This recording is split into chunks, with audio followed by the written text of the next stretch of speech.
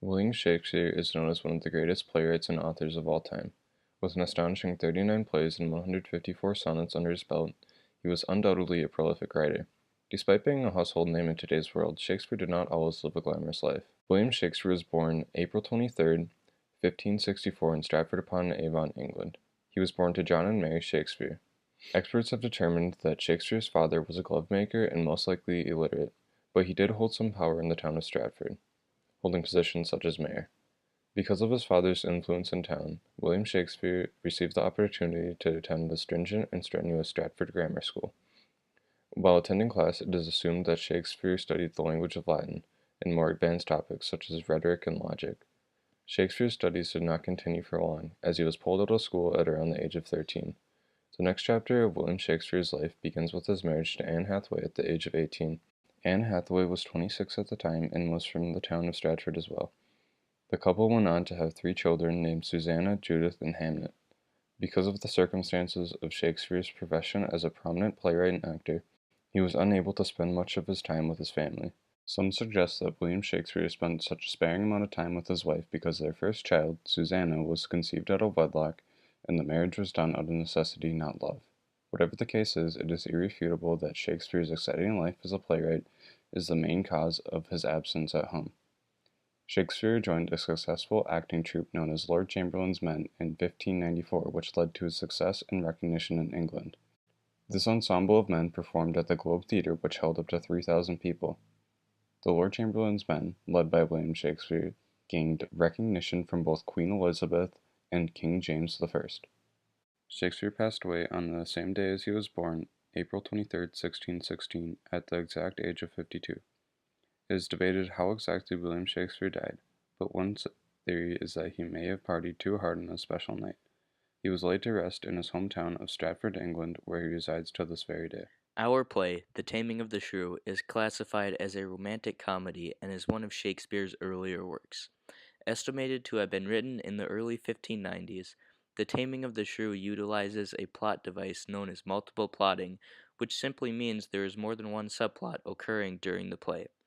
This went on to become a standard in many of the comedies William Shakespeare wrote throughout his career. The play is comprised of 5 acts. We will be performing the beginning of Act 4, Scene 3, where the character Catherine is experiencing the methods her new husband Petruchio is employing upon her in order to tame her behavior. We decide to present this scene because it has a sense of humor and it also acts as a climax to the subplot involving Catherine and Petruchio. In the interest of providing some sort of context behind Act 4, Scene 3, here is a brief summary of The Taming of the Shrew. Bianca is the youngest and most favorite daughter of Baptista. Her sister Catherine is always jealous of her because men see her as an ideal 16th century woman. She appears to be chaste, obedient, and silent. Catherine is the title character, the shrew. The eldest and unmarried daughter of Baptista, no man wants anything to do with her because she has a hot temper and slaps around people that make her mad. Baptista is the person who is looking for husbands for his daughters, Catherine and Bianca. Baptista treats marriage negotiations like a business. He will sell his daughter's hands in marriage to the highest bidder. Lucentio is the rich kid who moved to Padua to get a top-notch education and to see the world. His plans to make his family proud and get a good education is affected when he fell in love with Bianca. Tranio is Lucentio's servant. Unlike other servants, he is smart, loyal, and acts almost like a father figure to Lucentio. The taming of the shrew begins by opening upon a drunken beggar who has been brought into the home of a rich lord.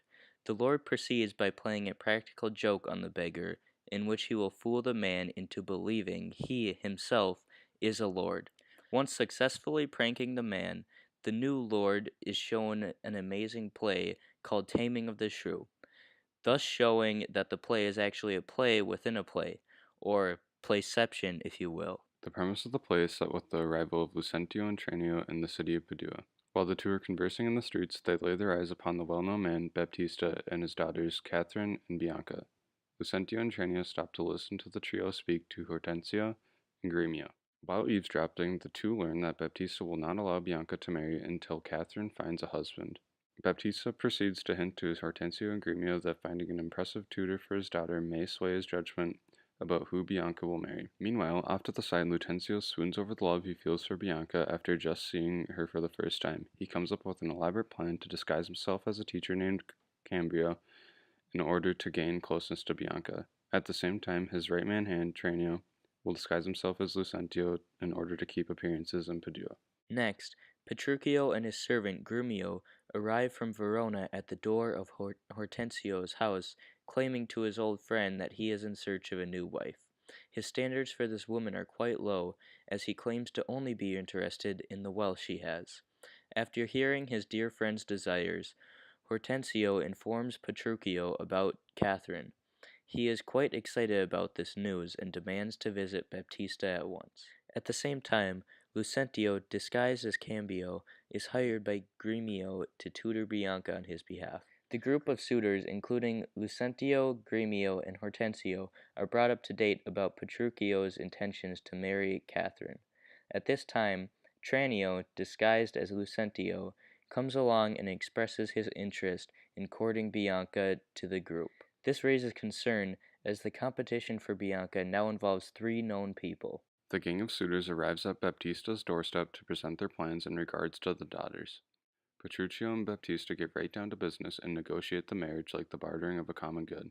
Petruchio finally meets Catherine and is promptly met with a string of insults from her mouth. Petruchio contorts everything Catherine says into something she does not actually mean and also calls her Kate even though she despises it.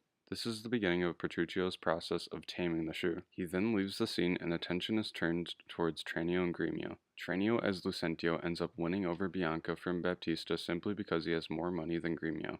Tensio and Lucentio are preparing to take their turns tutoring Bianca for the first time, and Lucentio is chosen to teach Bianca first. He reveals his true identity and professes his love to her, but she cannot promise anything because they only just met and Lucentio was just lying to her. Catherine and Petruchio's wedding day has arrived and begins with the groom's inexcusably late arrival.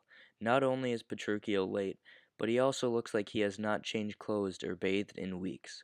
To top off his awful appearance, he acts oblivious to his current state and insults Baptista at the ceremony. At the same time, Tranio and Lucentio have met away from the wedding to find a plan on how to successfully marry Bianca while appeasing Baptista.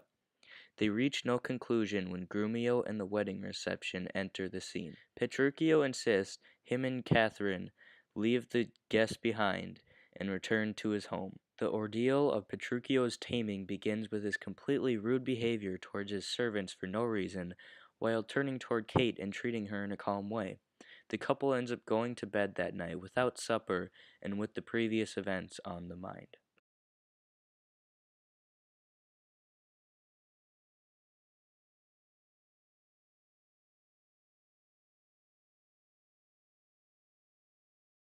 No, no, forsooth, I dare not for my life.